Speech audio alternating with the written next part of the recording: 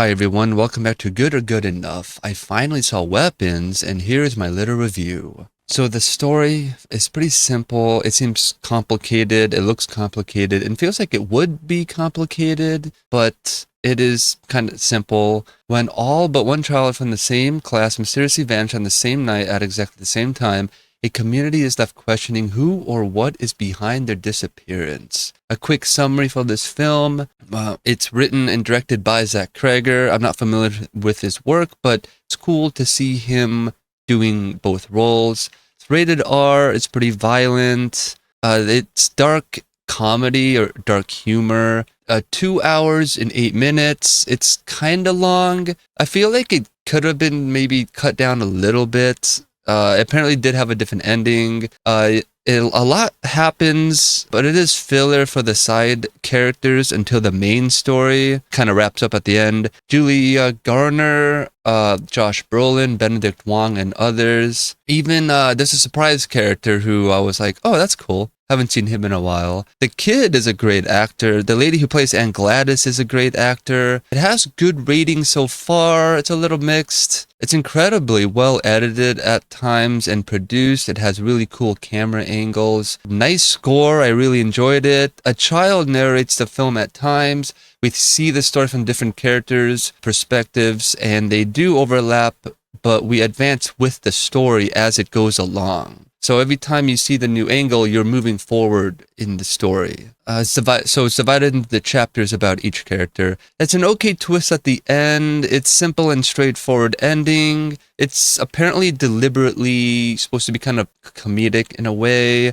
I guess it is, but I guess it's okay. It's kind of simple. So yeah, there's nothing really new here. It's about the characters. The editing and inventive use of the camera do make it feel a little different, though. So I definitely recommend this film. And now for spoilers. So it's basically revealed at like an hour, 19 minutes that she is a witch. She shows up at Marcus's house. And as we're seeing it from his point of view, so we followed him from the grocery store to here, where this lady shows up, and they met earlier, they talked or whatever, so we do see her. Very creepy. They show flashes of her, like subliminal flashes or whatever, of her throughout the film, and different whatever, Josh Brolin's character Archer sees her over her kid's face in a dream before he wakes up. So it's pretty obvious that something's going on with her. Then she goes into their house and asks for a bowl of water, which is very weird. And then she gets it. She starts basically preparing stuff to do a spell, and she's going to cast it on them. So she basically takes a bit of his hair and wraps it around the twig with her blood, hits the bell, and then she's able to control people. So she's been doing this. She's done to the kids. She needs their energy or something.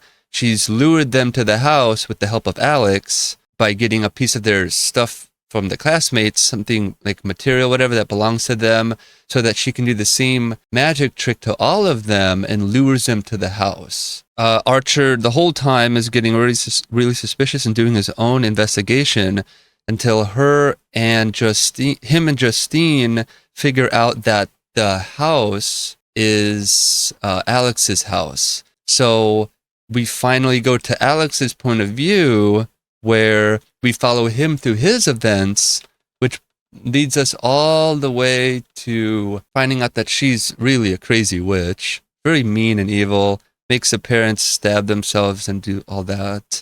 Pretty crazy. She's very evil. I don't know why it has to always be an evil witch. A dark magic probably took over or something like that. And then we find out that the witch is dying, so she needs Alex to help her in some way. So he goes to get the materials and then to lure them to the house. And then she does the spell here, and she puts all the stuff in the bowl, and then she's gonna lure them all there. Archer and Justine are, they lure, she sends outside and watches them run to the house. So that's basically what happened to the kids. The detectives show up, and her and Alex clean the house up and make it look like nothing's going on. He has to feed the kids, and then Archer and Justine have figured out something's going on. So they arrive at the house, and they see Paul the cop come out, and that makes them enter the house. And then she accidentally crosses the lines of salt, which makes Paul attack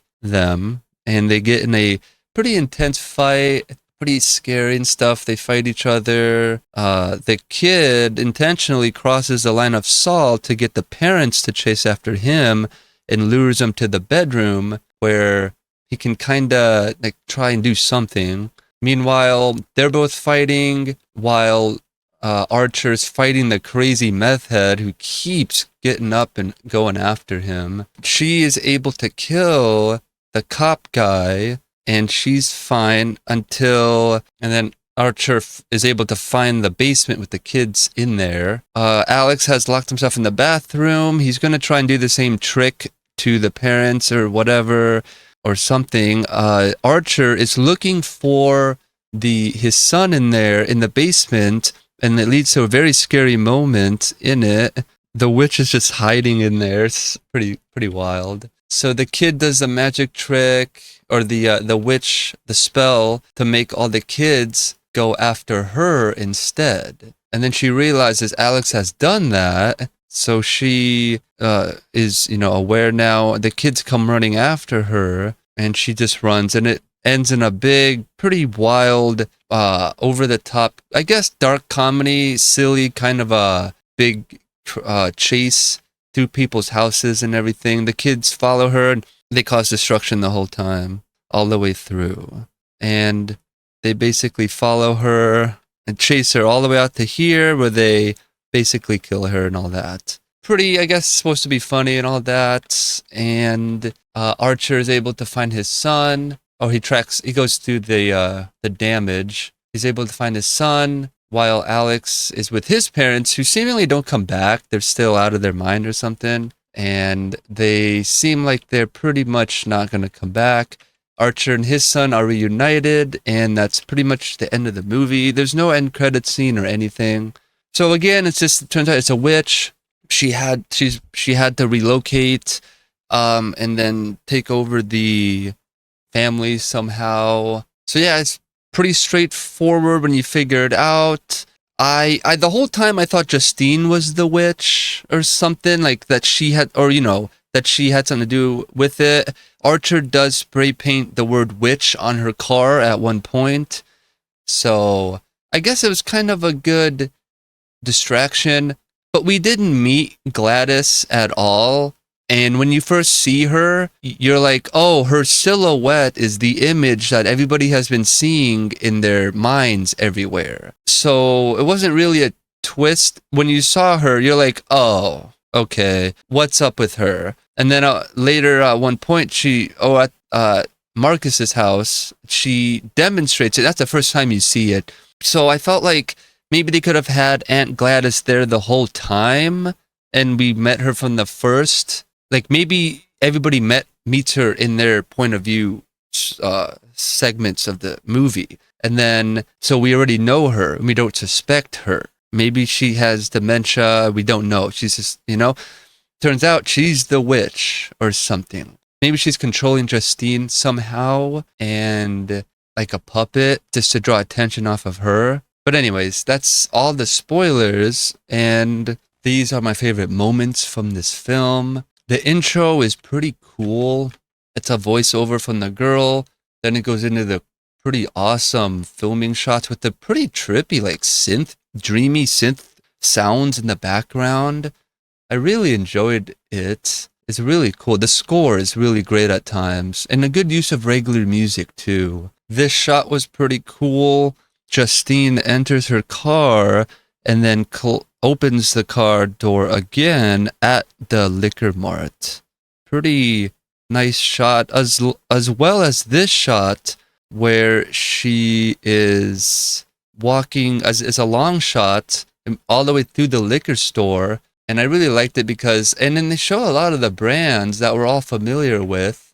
So it felt realistic in that, like, she's actually at a place that, common people go to, or what, you know what I mean? It's really nice that they showed that. And at the beginning, though, we do see, this is the, forgot his name, but he's the meth kid who comes up later, who gets his own spot. James. He's my favorite character, by the way. His part is really hilarious. Archer's dream sequence is pretty awesome. I really liked it. Pretty trippy. He sits up and then walks over to hold a picture of his son. And then he looks back at the bed and he's asleep again. That's so cool. And then the part that is kind of the weird part, I guess, for him is that he sees the big AK-47 in the sky, and it shows the 217 on the side of it. Pretty interesting. It's a good dream sequence, though. This sequence when Paul the cop chases after James, the meth head, it does this really cool... It keeps the camera in the back seat for a good amount of time. And I really enjoyed it because it really feels realistic, like you're there for a little bit. And it's not jarring or like nauseating. It's pretty cool. This part is, I guess, it's not supposed to be a favorite moment, but it's like a wild moment. And it's like just a cop's worst nightmare. And everything in it is like really kind of sad. Like, you're mad at the meth head for lying to the cop, and then the cop has to deal with this, and he punches the meth head out of frustration and anger. And you're like, well, it's like you feel bad for both. The poor cop and then the poor meth head who got punched, but at the same time you're mad at him. And it just sucks. And it's a pretty intense scene. And then he goes back to him where he wakes him up and he basically gives him a choice. He's like, hey, you did me wrong, I did you wrong, that's both, I'll let you go, and then all that. And he goes to later to tell the boss, and he says this could end up bad. So it's kind of wild because the meth head wants money. So if he knows about that or decides to do that or thinks about it, Paul the cop is going to be pretty screwed. And you feel bad because it's like, Paul's just doing his job, searching the suspect, and he gets stuck with a needle. It's a very sad moment. And then the next favorite part is when they go to James and they show his story, because he's just a meth head, a homeless meth head, and really crazy. And he lives in the forest out here, but his whole sequence is so scummy and so dirtbag-like that you don't like it, but you're laughing because it is hilarious. Like how, like he's on the phone lying to someone saying he has a job, and then he needs some money so he can buy clothes and stuff so he can go to the job, whatever. And it's really just trying to get drugs, and he just keeps finding or checking all the car handles. He finds one, goes in, and later he's just like going through all this stuff. It's really comedically hilarious though. And the guy is a great actor though. I'd never seen him before or anything, but he is phenomenal in this like drug addict kind of role, and he's just trying to sell it. And then see from here, you see it again from his point of view, and you saw from earlier from Paul's point of view. So then you see what happens. Pretty cool. And then, like that. So, and then I guess like technically they skipped that part because he technically would have lost memory for like the last 30 minutes or something.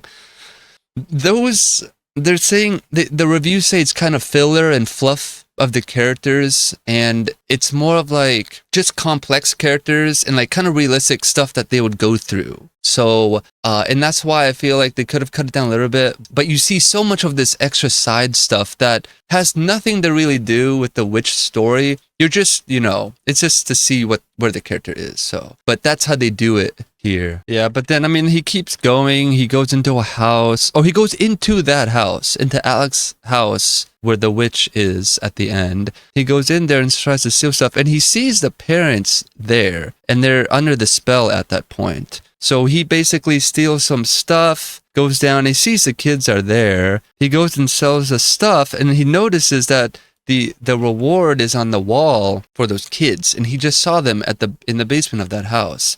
So he gets a good idea, and then he uses that money. I think he smokes meth here. Yeah, and then it gets really cool effects and stuff. He makes a phone call, and the dialogue is so funny. Like, the stuff that he says is really hilarious. Great scene. See, and then we see him walking, and Paul, the cop, spots him from his point of view from earlier. So now we see what happened from earlier. The part where we find out that she's a witch is pretty cool. She's like obviously lying the whole time. She asks for a bowl of water, or she wants water to drink at first, and then she keeps going further, and so it's like, can I have it in a bowl? And they're like, what? And then she gets out her weird plant thing, and then we see her, she cuts herself, and we see her wrap the hair around it, snap the twig, and then it basically activates him to kill the other guy. So pretty brutal, but I like the witch reveal part. It's pretty awesome. And then the part where Marcus is now on the mission to go after her, the editing is so cool because he runs so far, and they just do basically just shots of him running the whole time. Really cool. The part where Archer discovers that the kids are in the basement, or to go down there, and he's down there, and then he's looking for the kids, and Gladys is in there.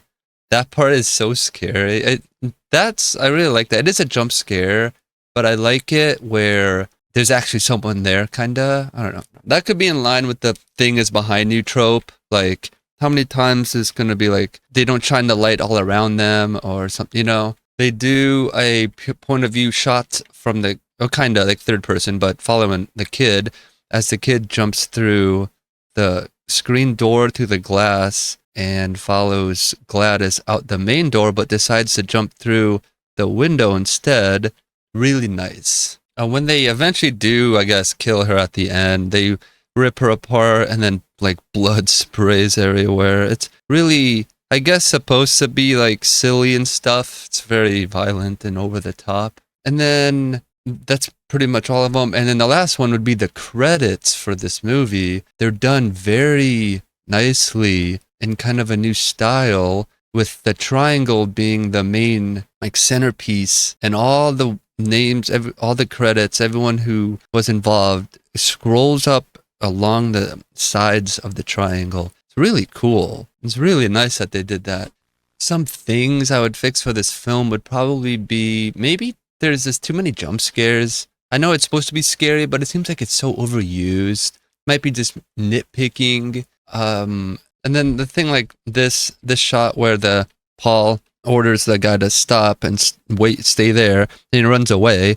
It's like, come on. That's probably what's going to happen. The other part that was kind of weird was when Alex goes to the classroom to take the objects for Gladys. Justine enters, and if you think about it, it looks like she would have seen him. Like, she's already in the room and he's putting something in her backpack, right? I feel like she would have been like, what are you up to? And then search his backpack. Because, I don't know, it seems like she could have even done this. She could have looked in there and go, put it back, and then tell Archer. Or she goes there somehow or something. But other than that, I don't see many issues really for the film. It looked really great, beautiful shots, experimental filming. The camera is on the door at one point and closes. That point of view shot I showed you. A lot of really nice filming like techniques and new ideas that definitely make this film stand out. So yes, it looked really great. It sounded great as well. Amazing score. The sound is the score is amazing. The synthy sort of sound for the film that they used, really cool. I really enjoyed it. There wasn't. I don't actually think there was much music, like actual music by like bands in real life. It was at the beginning, there was a rock song or something, and then, but other than that, it's really, really good. It's really well scored. And here are some reviews for the film. Somebody gave it a 7 out of 10 stars, original but lacking courage on third act and better script. This one says 8 out of 10 stars, really unique. Weapons is a tense and gripping new horror from Zach Cregger that lives up to much of its immense hype. The story follows a community reeling after all but one child from the same class vanish on the same night at exactly the same time, and from there it unfolds with a sharp mix of mystery, dread, and dark humor. The acting across the board is phenomenal. The suspense is crafted with precision, and the world building for the small town setting feels rich and lived in. Practical effects shine. The score adds weight to the tension, and there are even moments of levity that break up the intensity without ever killing the mood. What makes Weapons stand out is how confidently it holds your attention. From start to finish, it's a film that refuses to let go, pulling you deeper into its unsettling premise. It's refreshing to see such commitment to originality in mainstream horror, and the movie feels like a love letter to the genre's willingness to take risks. While the final reveal of what truly happened may divide viewers, for me personally, it didn't entirely stick the landing, but the journey there is so compelling that it's hard not to walk away impressed. This one wrote 8 out of 10 stars, funnier than it is scary. This one is 3 out of 10 stars, disappointing. Spent the first half waiting for it to start. Watching the same events from a million different viewpoints doesn't add anything. It's incredibly boring. It doesn't cleverly come together as some have said. It's just unnecessary filler. Second half is more of a spoof than a horror. I laughed a couple of times, but at no point did I jump, feel on edge, or even get a creepy feeling from this film. So yeah, some interesting reviews. I agree, I guess, with all of them in different ways. And now for my final thoughts.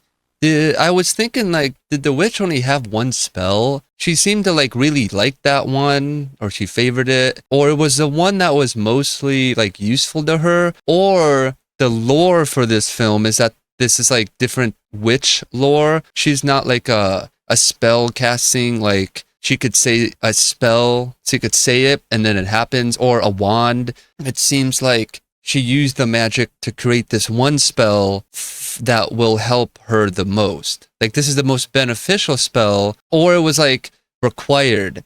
When she learned this magic stuff, she basically, they were like, hey, you know, like, you have to learn this one in order to do it. So if something goes bad, you know, like, or if you need to sustain the magic somehow. So here's this spell to get more people so you can siphon their energy. And then she said, oh, but what about, like, the other spells? It's like, you don't need those, you know, or that, or they don't exist, you know, just for this movie.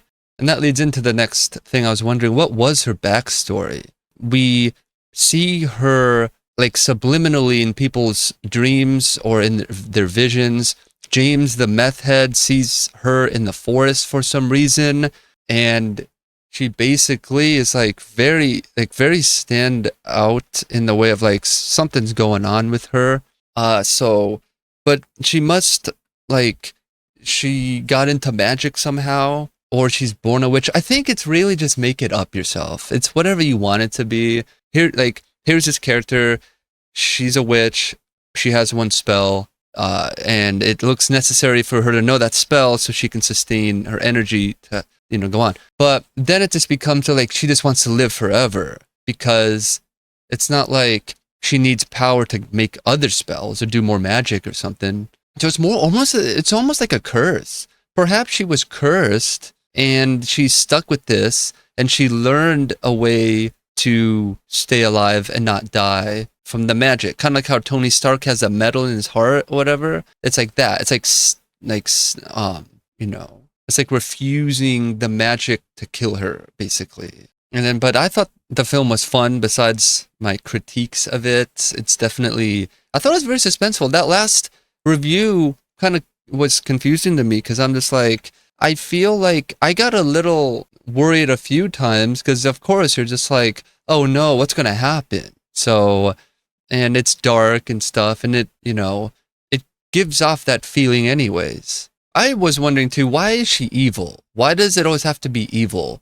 Couldn't she been like the spell, like she has to help people and she finds ways of helping people in some way, like helping people make money or something, or like helping the community, doing things, whatever. And then in turn, she gets her magic refueled, whatever. That would have been nice, but it's always evil. Maybe there's backstory where maybe the mother of her and the sister, whatever, turned into witches or something, and they got in a big argument or something, and then they fought, and then it's been going through decades of this fight between two witches, maybe? I don't know. But yeah, why did she have to be evil? It's always an evil witch, right? They always want to do evil stuff. What is a nice witch for once? So yeah, in summary, this movie is written and directed by Zach Cregger. It's rated R. It's pretty violent. 2 hours, 8 minutes. Feels long. A lot happens. A lot of filler story for the side characters until the main story. Julia Garner, Josh Brolin, Benedict Wong, and others are in it. They're definitely good with the material that they have. The kid is a great actor. The lady who plays Aunt Gladys is great as well. Good ratings so far, pretty okay reviews, incredibly well edited and produced, nice score. The child narrates the film a few times, a different child, it's not Alex. We see the story from different characters' perspectives and they do overlap, but we advance with the story every time. It's divided into chapters about each character. The twist is okay at the end, and it concludes with a simple, straightforward ending. Nothing new really. The editing and inventive use of the cameras do make it feel different. I highly recommend this film. It's definitely fun and original. So after all that, I say that this film is good. And that wraps up my review of Weapons. Thank you so much for watching. I really appreciate it. Comment down below about what you thought of this film, and I'll see you in my next review.